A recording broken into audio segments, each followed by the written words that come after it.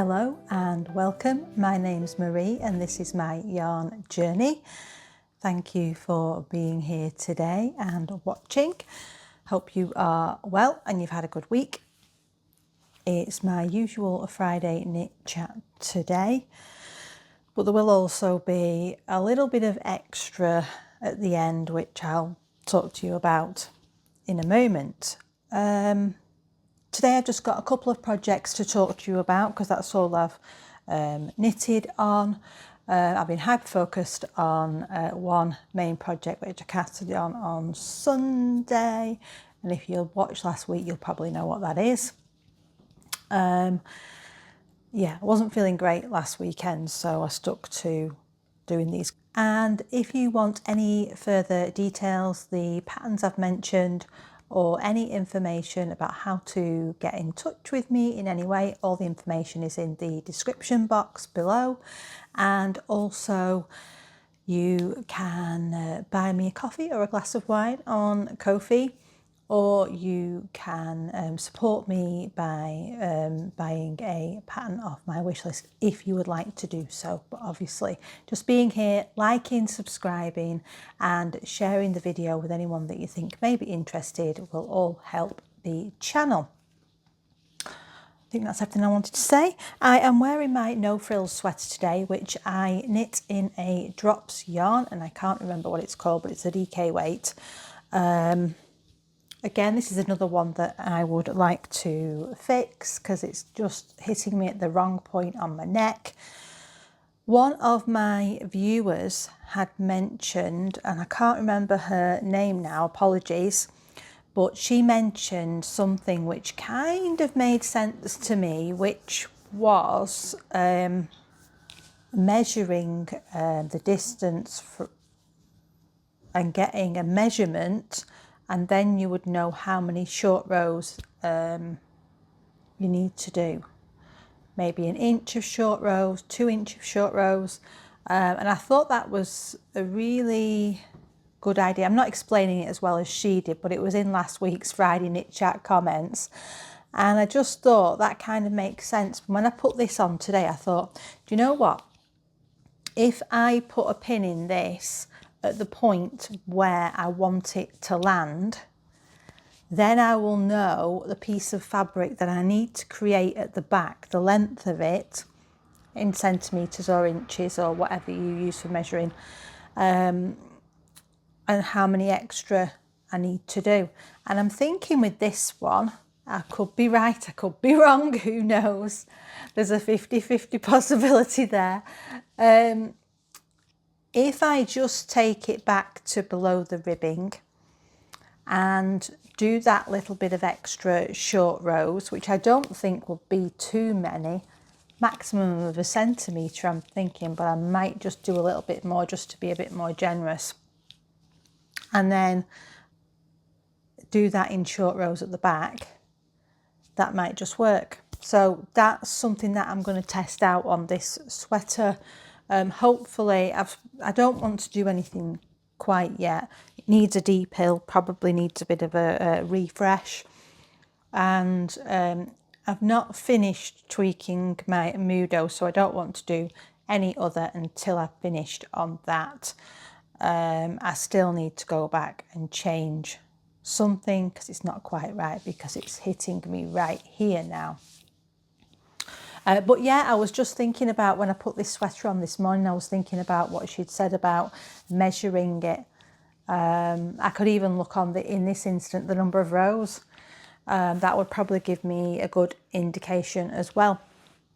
So I'm going to give that a try, like I say, but I don't know when I'll be getting around to that. But if you want to read her explanation, which is much better than the one I've given you now, it's in last week's notes. And yeah, this is the No Frills by Petite Knit. What is, and I've got a video tutorial series if anyone wants to knit this sweater. It's pretty basic raglan. It's a great first sweater to knit. Partly this is due to the neck situation is due to my knitting style, so don't let that put you off. And it's also my body shape. I do have a bit of a slight curvature on my spine, so often that will affect the way it fits on my neck at the front, just so you're aware of that. It's a great pattern, great beginner pattern. I'll walk you through it. There's 3 or 4 videos in the series, I think, and I'll talk through every step of the way what I do.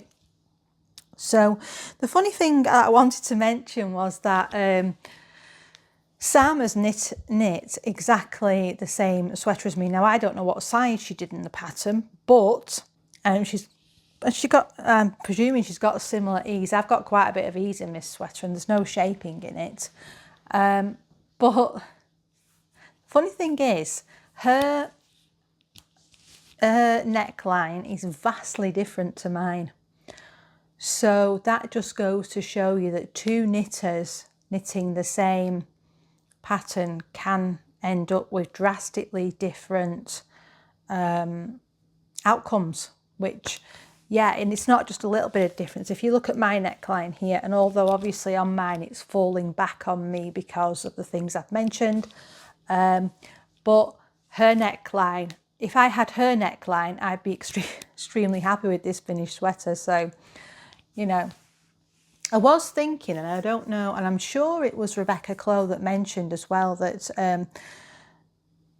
now she did it the opposite way to me, in that she, for her, and this works only as for a raglan, I think, but it might work for other sweaters, she likes a tighter crew neck. So she had cast on the number of stitches for the size below what she was knitting in one of her patterns. This was a good couple of years ago now that she mentioned this, but it just stuck with me for some reason.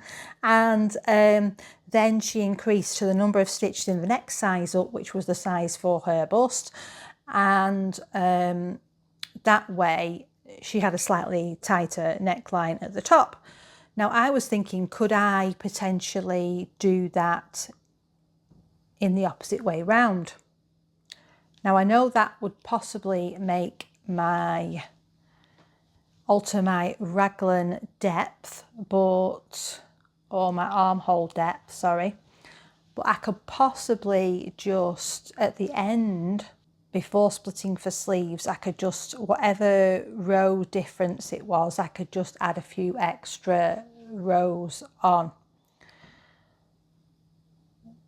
And that would mean that I would have the right armhole depth still. So if I could possibly do that, it's certainly something to try in my next raglan. I think the thing is, I'm understanding now that I often need more short rows. I definitely have this issue on a lot of my sweaters, and I do want to get to the point where I'm resolving it at the start of the pattern. I think I need to be, I don't know, because it's hard to tell with just the neckline on if it's going to be right or not. I think I need to try and be a bit more confident in altering patterns at the beginning at this point, so that I don't have to go back and fix them right from the get-go. Let me know what you think. Is there some sort of alterations that you always have to make to sweaters to get the good fit for you? Yeah, it's just been on my mind, and having this on today made me think about it quite a bit. And I think I've jabbered on quite enough about this sweater, but yeah, No Frills sweater by Petite Knit. Great first sweater pattern for anyone who wants to knit a sweater. And let's get on to talking about the projects, and then I'm going to talk to you about the other thing that we're going to do at the end of the video. So, like I say, last weekend I wasn't feeling too good, had a bit of a stomach bug, so I didn't really do anything other than sit and kind of knit, but I had some points where I wasn't even up to knitting, to be honest. But I was working on my Kutik, and this is by Sitlakina. That's the first time I've tried to say that on here, because I've got no idea how you say the Ukrainian designer's name, and I do apologise for that, but I've not really heard many, oh, yarn's gone again. Podcasters talking about it. I've got 2 balls of yarn attached to this. So this is the Kutik, like I said, by the Ukrainian designer. I'm getting very, very close to the finish line on this. As you can see, I've made a lot of progress on my second sleeve, and what I always do is the light bulb stitch markers that I use to mark my decreases on the first sleeve, I always move them across to my second sleeve so I know that my sleeves are going to match. And then when I get to my last one, I'll just do the number of rows that I did last time. Not too many more to do, so I've got 1, 2, 3, 4, 5 increases to do. Really pleased last time I tried this on with the fit of this. I did actually do a little bit more on the body as well. The reason that I've not got this off the needles yet is because for some reason the knitting on the sleeve was hurting my hands a bit. So I ended up doing a new cast on Sunday, and that's just taken over. I've been doing that ever since. But this is an Ula and Leah yarn, if you didn't see me talking about it last week. Not a lot much more to say.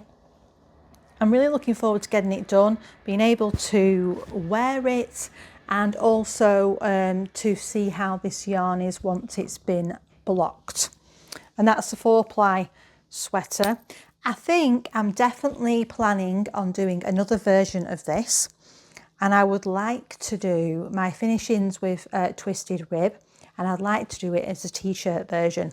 So what I'm thinking is to do the neckline as a twisted rib neckline, and then to do short sleeves and just add a little section of twisted rib where I separate the sleeves and body. And I think it will work out lovely as a summer t-shirt. So I do want to definitely give that a try. I'm not sure if I've got yarn in stash that I could do that with, but I'm gonna have a look at some point and see what I've got available. I'm starting to make a few summer knit plans now. Got things that I want to get finished in the meantime, as you're aware. And then on Sunday, which was the 1st of February, I cast on my socks for the Yarn and Glitter and Cozy Crab sock cal, which is for the month of February. And I decided to do my Christmas socks, which are with a yarn from Yew-Tree Yarn Craft, Diane. And I have had a few little issues. This pattern is by Laura Morat, I think is her name, and it's the colour palette. Is it colour palette socks? Or yeah, I think that's what they're called. And I had a plan. This was yarns that I got, and I've not got much of the red left, and herein lies the problem. These are my yarns that I've got left, along with the one that's attached. My original plan was that I was going to definitely knit these 2 at a time, because I just find that's much better, and also it helps with the yarn management using minis. But I was going to use this red colour that you can see I've used on the cuff, and I was going to use that for the cuff, all these stripes throughout the whole sock and the toe. I didn't really think about my yarn management or think to measure these to see if they are 10 or 20 gram minis. But even so, unfortunately, I have managed to do the heel on both, and I've managed to do the cuffs. But now I have run out of yarn for doing the red, which means that the red stripes will just be on the leg, and then I've had to move over to this other green colour, and that's what I'm going to be using along the foot. So they're definitely going to be funky February socks. Not quite as I intended, unfortunately, but I still think that they're going to work out festive. The other thing that I wanted to say was that the pattern, it's a free pattern. So if you fancy having a go at socks and something a bit different, you can get that for free on Ravelry, which is great. The only problem I'd say is that I wanted to do mine 2 at a time, as I've said, which is no problem. I've done 2 at a time socks plenty of times before. The pattern is written for DPNs, and I didn't have much brain power on Sunday and I was not feeling great, but I was determined to cast these on, and I was like, I've not got the brain power here to think about how I do this casting on for 2 at a time again. I know I've done where I've transferred it before, but I couldn't be bothered with that. So I looked up a tutorial and I watched a tutorial from Nimble Needles. Now, the tutorial was great. It was very, very easy to get my cast on done. And you essentially do a 2 needle cast on, which is, yeah, worked out brilliantly. But what I didn't think about, and I don't know whether I did something wrong in doing it or not, but instead of ending up with my beginning of round on the first sock at the start here, I ended up with my beginning of round being on the beginning of this sock here. Now, I could have just done an extra row on one of the socks and not bothered about it, but I just thought, oh, it's not going to be an issue. I'll just carry on doing beginning of round being at the beginning of this second sock here. But what I didn't think about was the fact that it would affect where I put my heel. So that has been a little bit of a pain in the bottom doing it like that, but it's worked out okay.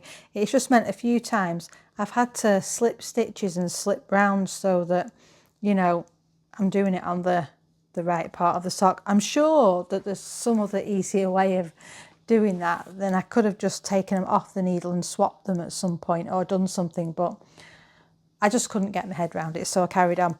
But other than that, I have thoroughly enjoyed knitting on these socks, and that's what they're looking like so far. I have had a few issues where I've been joining in my yarn and it's left a few holes which I'm going to have to go back and sort out. I don't know if it's because I was doing ribbing and then joining a new yarn. I'm not sure, but it has gone a bit weird at the sides, but I'm sure I can fix that on some of them. I've already fixed because I have actually sewn in quite a few of my ends, which is really good as well. So I'm surprised I've got so much done this week on these, but I've just been quite addicted to knitting them. They're very, very easy. It's just a vanilla sock practically with a bit of twisted rib here and there. I must say, I do like very much how the slip stitch heel flap matches up with the ribbing that's above it in that stripe. I think if I had known and realised before I got to this point that I was going to run out of the red yarn, I probably would have kept the red yarn for maybe the cuff, heel and toe, and done the stripes in another colour, possibly this green colour that I've now started using for the stripe. Or I would have even alternated the stripes, or maybe done that and done the heel in the green. I don't know. Obviously my yarn management has not been fantastic, but I still think they're going to turn out beautiful. I'm loving the way the legs looking. That's just how I envisaged it. And it'll be interesting to see what they look like when they're finished. But I definitely think I've met the brief of funky for the socks. Oh, and I've got these in my Willow Bay bag. I've had this one quite a while. It's one of the first ones I got from Willow Bay, and it's beautifully soft. It's like a corduroy fabric. I'm not sure if you can see that, but this is the first one I got off her, like I say. I just saw this fabric and I absolutely fell in love with it.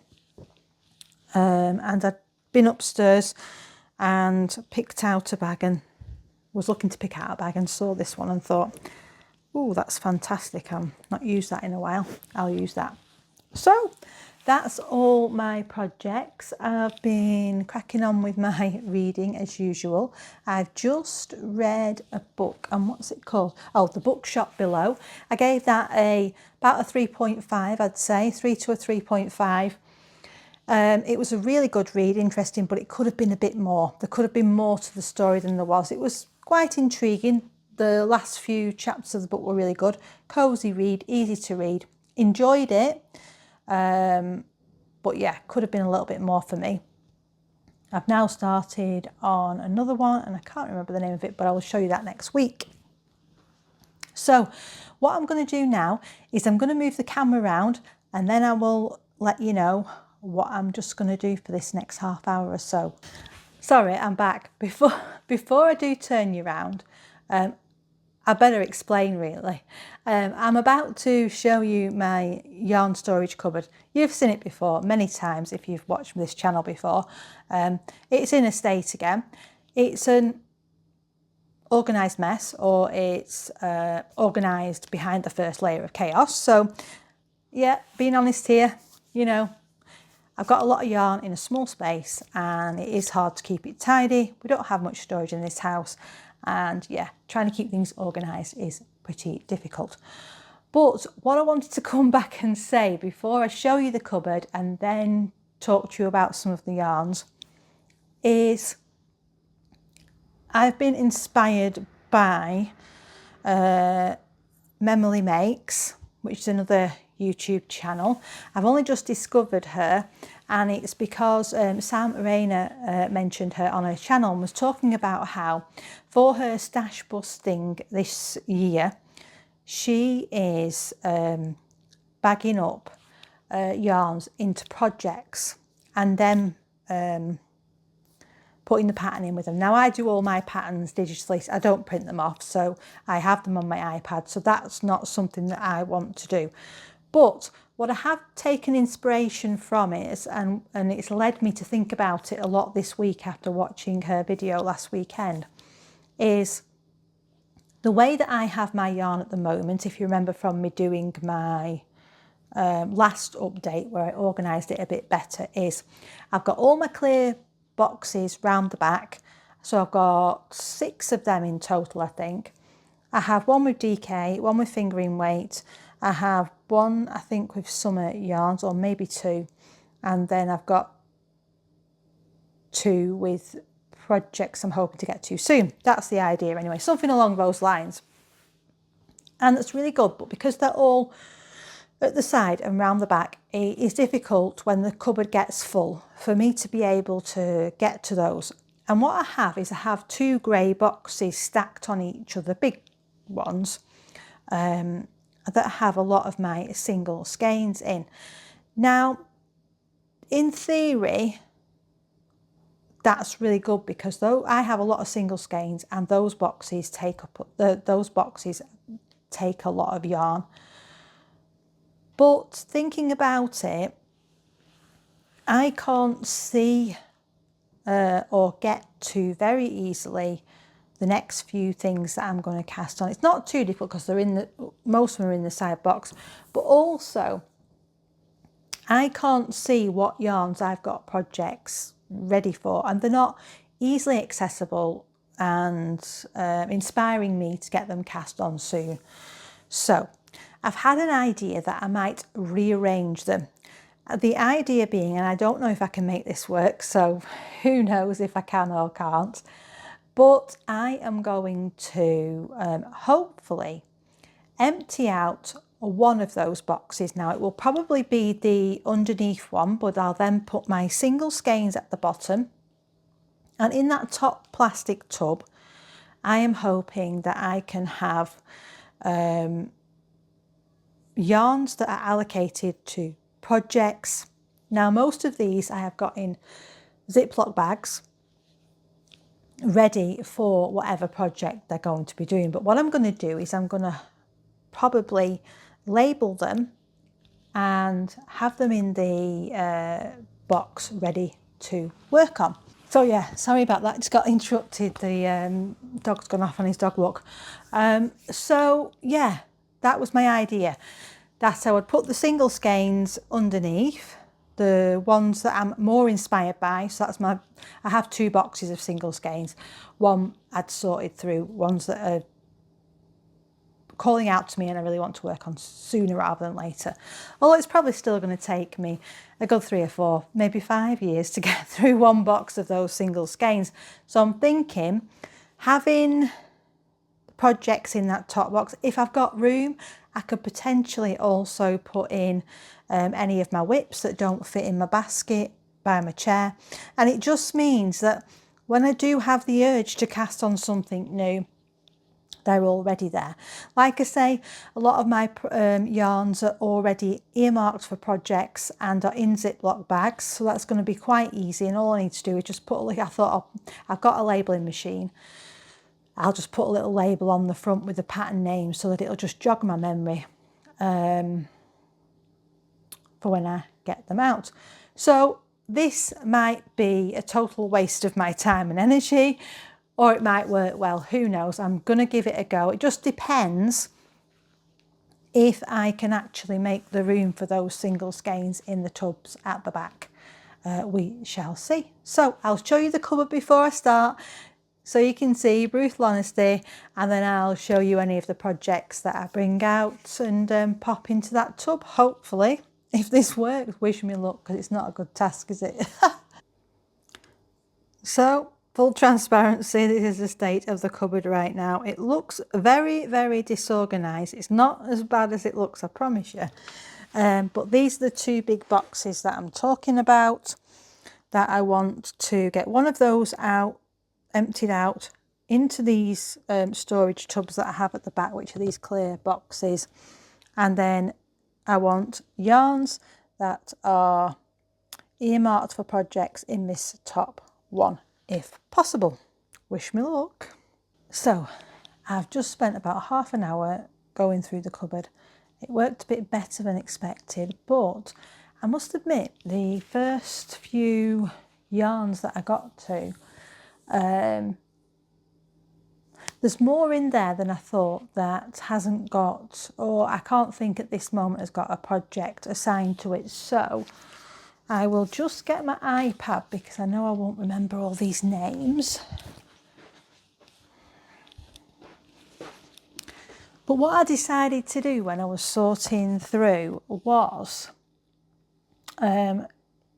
pick out the yarns that are calling to me. Some of them I know what they're for, and that came instantly to mind because I've wanted to do them for a while. But some of them I was like, I know I want to use that yarn soon, but I might not have exactly the pattern I want to do with it. But I am going to do some research over the weekend and pair these all up to patterns. So I want to bring up my Ravelry, and then I can let you know about each of these. So most of these I think I've got a, if I've got a pattern for them, it will be in my queue on Ravelry. So let's just, there's no particular order I don't think, although I'll reach to this one first because I know what this is for. This is a cone of cotton by Woolly Knit, and the colourway is Lilac Orchid, sorry, what am I saying? Lilac Orchid. And what I want to do with this is make a Skyline tee by Tori Yu. I was reminded of this pattern. I've seen it before and I really liked it. Now the neckline looks as though it's a bit more lower, so I'm hoping that it will be suitable for me in what we've discussed at length these last few weeks on the Friday Knit Chat. And yeah, I'm hoping this will be enough for that, but I do need to double check. This is a 400 gram cone and it's a t-shirt, so hopefully that should be plenty. It's finger in weight.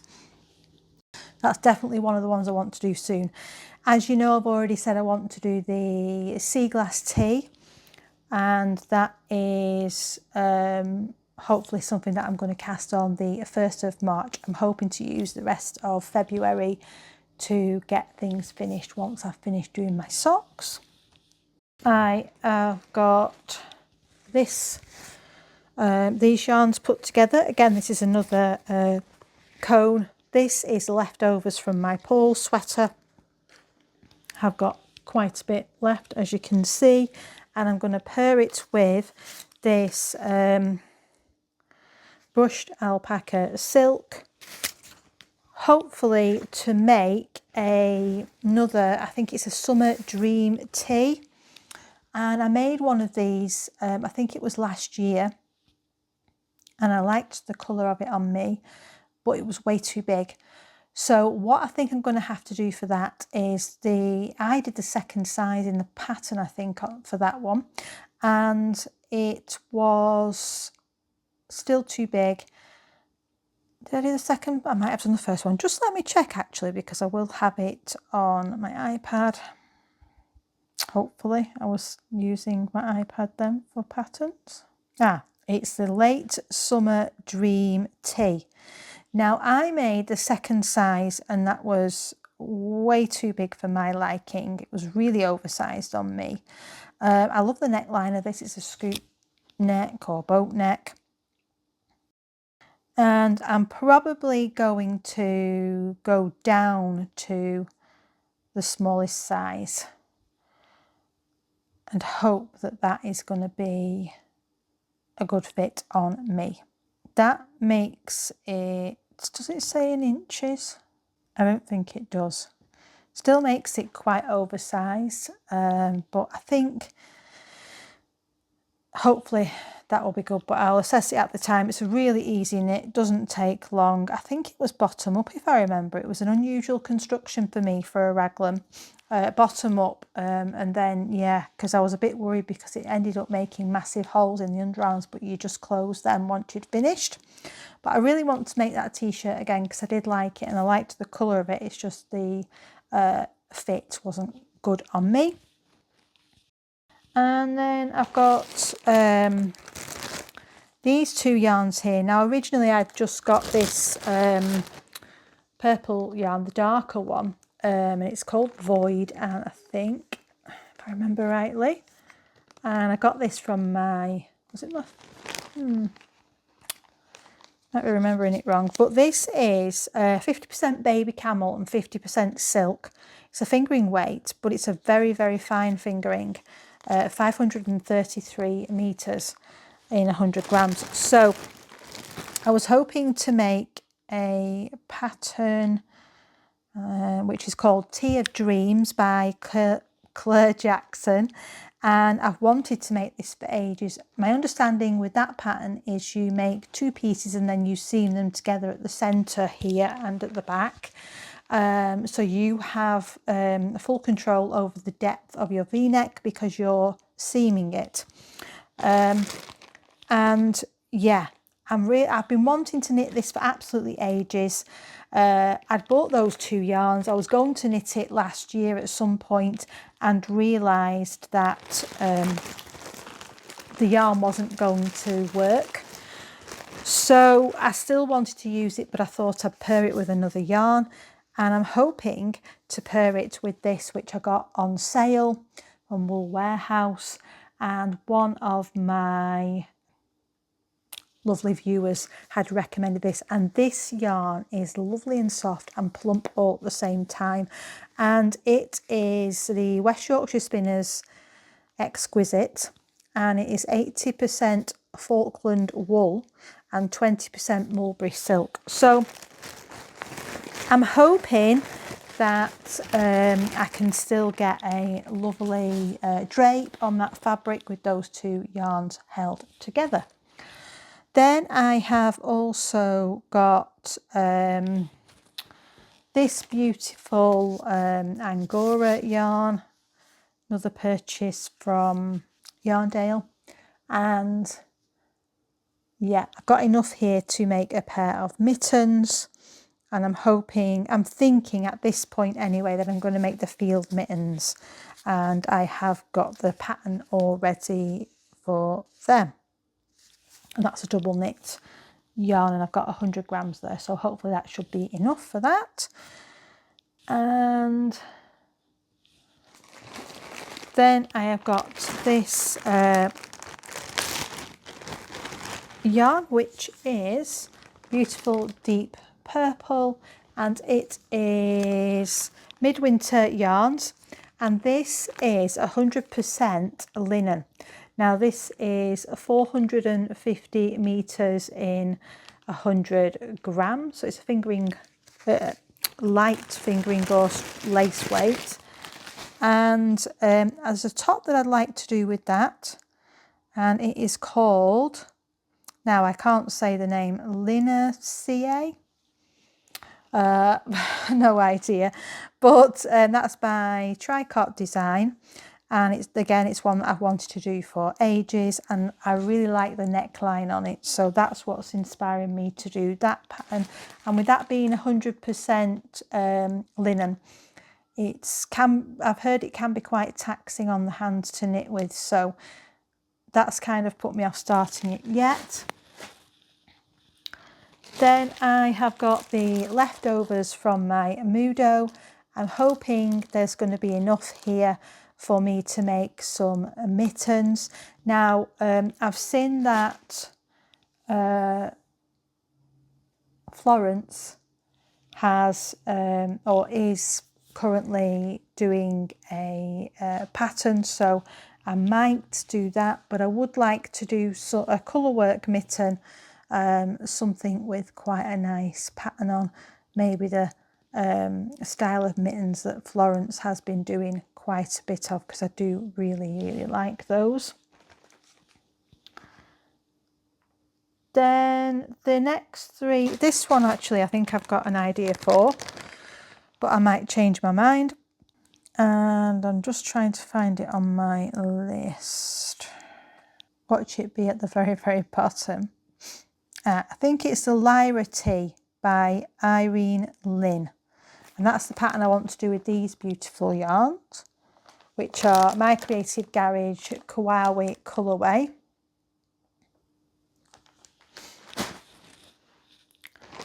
And I've just got two more yarns to show you. I've got these, which I would like to do an outline tee with from, I think, or I may change my mind and pick another summer top to do with this.